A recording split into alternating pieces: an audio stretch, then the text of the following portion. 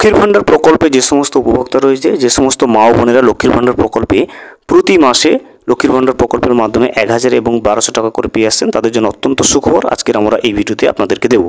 লক্ষ্মীর ভাণ্ডার প্রকল্পের প্রতি মাসের ন্যায় অক্টোবর মাসের টাকাও কিন্তু ইতিমধ্যে উপভোক্তাদের ব্যাংকের অ্যাকাউন্টে ক্রেডিট হওয়ার বা ঢোকার যে কাজটা, সেটা কিন্তু প্রসেসটা শুরু হয়ে গেছে। আজকের এই ভিডিওতে আমরা বিস্তারিতভাবে দেখে নেব যে সমস্ত মা ও বোনেরা লক্ষ্মীর ভাণ্ডার প্রকল্পে প্রতি মাসে টাকা পেয়ে থাকে, সে অক্টোবর মাসে টাকা তাদের ব্যাংকের অ্যাকাউন্টে ঢোকার যে প্রসেস বা কাজটা শুরু হয়ে গেছে, সেটা কিন্তু আমরা আজকের এই ভিডিওতে প্রমাণ হিসেবে দেখে নেব এবং চেক করে নেব যে কোন কোন লক্ষ্মীর ভাণ্ডার প্রকল্পে কারা কারা অক্টোবর মাসের সে টাকা পাচ্ছে এবং কাদের ইতিমধ্যে সেপ্টেম্বর মাসের টাকা লক্ষ্মীর ভাণ্ডার প্রকল্পে ঢোকা শুরু হয়ে গেছে, সেটা কিন্তু আমরা আজকের এই ভিডিওতে বিস্তারিতভাবে দেখে নেব।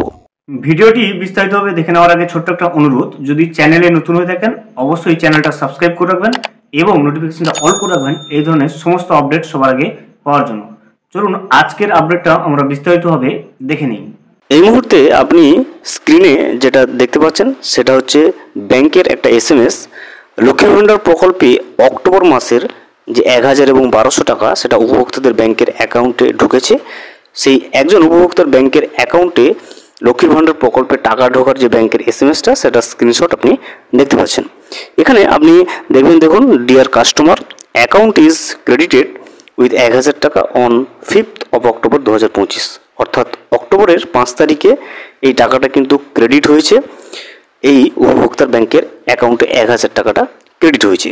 তো আপনি যদি একজন লক্ষ্মীর ভাণ্ডার প্রকল্পে প্রতি মাসে 1000 এবং 1200 টাকা পেয়ে থাকেন রাজ্য সরকারের তরফ থেকে লক্ষ্মীর ভাণ্ডার প্রকল্পের উপভোক্তা হিসেবে, আপনার জন্য অত্যন্ত সুখবর। অক্টোবর মাসের টাকা কিন্তু ইতিমধ্যে ব্যাংকের অ্যাকাউন্টে ঢোকা শুরু হয়ে গেছে।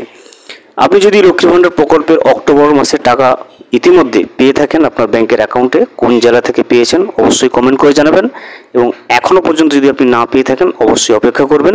টাকাটা ধীরে ধীরে কিন্তু আপনার ব্যাংকের অ্যাকাউন্টে জেলা ভিত্তিক ঢুকতে সময় লাগছে। ভিডিওটি সম্পূর্ণভাবে দেখার জন্য অসংখ্য ধন্যবাদ। এখনও পর্যন্ত যদি চ্যানেলে নতুন হয়ে থাকেন এবং সাবস্ক্রাইব না করে থাকেন, অনুগ্রহ করে চ্যানেলটা সাবস্ক্রাইব করে পাশে থাকবেন।